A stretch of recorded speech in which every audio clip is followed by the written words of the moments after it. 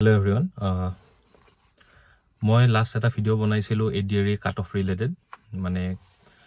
কিমানখিনি cut off যাব পাৰে ফাইনেল লিষ্টত তেনেকুৱা এটা ভিডিও বনাইছিলো আৰু তাত বহুতখিনি এনেকুৱা মানে কমেন্ট পাইছো যি সকলৰ কাট অফতকে 1-2 নম্বৰ বেছি আছে নাইবা একদম কাট অফৰ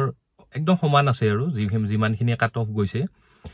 তেনেকুৱা বহুতখিনি মই ক্যান্ডিডেটৰ কমেন্ট পাইছো আৰু সকলোৰে এটাই কোৱেশ্চন যে মোৰ 2-3 নম্বৰ বেছি আছে বা কাট অফতকে 1 নম্বৰ বেছি আছে গটিকে মই মানে মোর ফাইনাল সিলেকশন হবনে নাই তো হেই সকলক মই মানে এটোয়ে কথা কব বিচাৰিছো যে যেহেতু আপোনালোকক ইমানখিনি ক্যান্ডিডেটৰ মাজত মানে ভাইভা দিবলৈ মাতিছে কাৰণ আপোনালোকে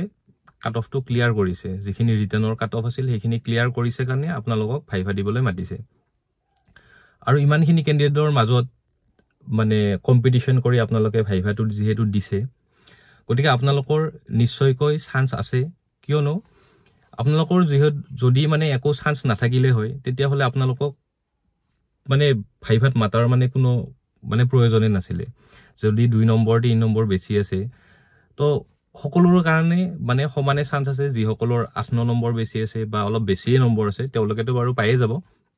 তথাপিও ভাইভাই হওক বা স্কিল টেষ্টে হওক তাত কিমানখিনি নম্বৰ মানে আপুনি স্কোৰ কৰিছে হেতুৰ ওপৰত মানে ডিপেন্ড কৰিব আৰু আপুনিটো নাজানে যে কোনে কিমান নম্বৰ পাইছে মানে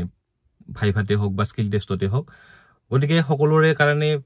সমানে চান্স আছে মানে ফাইনেল লিষ্টত নাম আহা আৰু চাকৰিটো পোৱা গটিকে যি সকলৰ কাট অফতকে 1-2 নম্বৰ বেছি আছে বা একদম কাট অফৰ যিমানখিনি কাট অফ গৈছে হিমানখিনিয়ে নম্বৰ আছে তেওঁলোকে মানে বেছি পেনিক হ'ব নালাগে এতিয়া 2 দিনত যেহেতু ৰিজাল্টটো ঘোষণা কৰিবই আপোনালোকে গম পাব আৰু এইবাৰ যেহেতু ওভাৰলেপিংৰ প্ৰবলেমটো যেহেতু নহয় গটিকে অলমোস্ট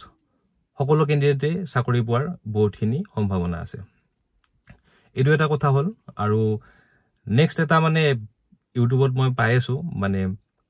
যে পূজাৰ আগতে ৰিজাল্ট দিব নে পূজাৰ পিছত ৰিজাল্ট দিব এখন মানে এসএলআৰসিৰ প্ৰেছ কনফাৰেন্সৰ এখন মানে দেখাইছিলে আৰু যে টাইমলাইনটো কেতিয়া ৰিজাল্ট প্ৰস্তুত হ'ব মানে কেতিয়া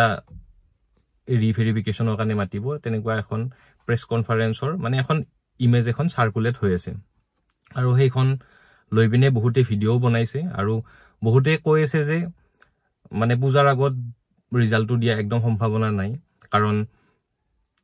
মানে 26-27 তাৰিখে ৰিজাল্টটো মানে প্ৰস্তুত কৰিব তাৰ পিছত মানে গভৰ্ণমেন্টক জনাব আৰু যে তেওঁলোকে ৰিজাল্টটো মানে ৰেডি হৈছে আৰু গভৰ্ণমেন্টে ৰিজাল্টটো মানে কেতিয়া প্ৰকাশ কৰিব লাগে হেতু নোটিছটো মানে দিব তো মই মোৰ ফালৰ পৰা এটা অপিনিয়ন দিছিলো এটা ভিডিওত লাষ্ট যে পূজাৰ আগতো দিব পাৰে 26-27 তাৰিখে নাইবা পূজাৰ পিছতো দিব পাৰে এতে পূজাৰ আগত দিয়াৰো সম্ভাৱনাটো আছে কিয়নো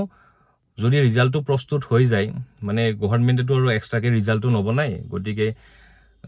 এসএলআৰসি ৰিজাল্টটো প্ৰস্তুত কৰাৰ পিছতে এখন নোটিছ দি পিনে কবও পাৰে যে ৰিজাল্টটো মানে পাবলিশ কৰি দিব লাগে আৰু গটিকে পূজাৰ আগত দিয়াৰ সম্ভাৱনা নিশ্চয়কৈ আছে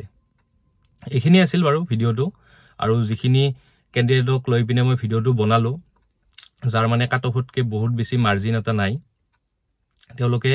বেছি পেনিক হ'ব নালাগে আৰু নিশ্চয়কৈ ভাল হ'ব ৰিজাল্ট এখিনি আছিল আৰু আজিৰ ভিডিওটোত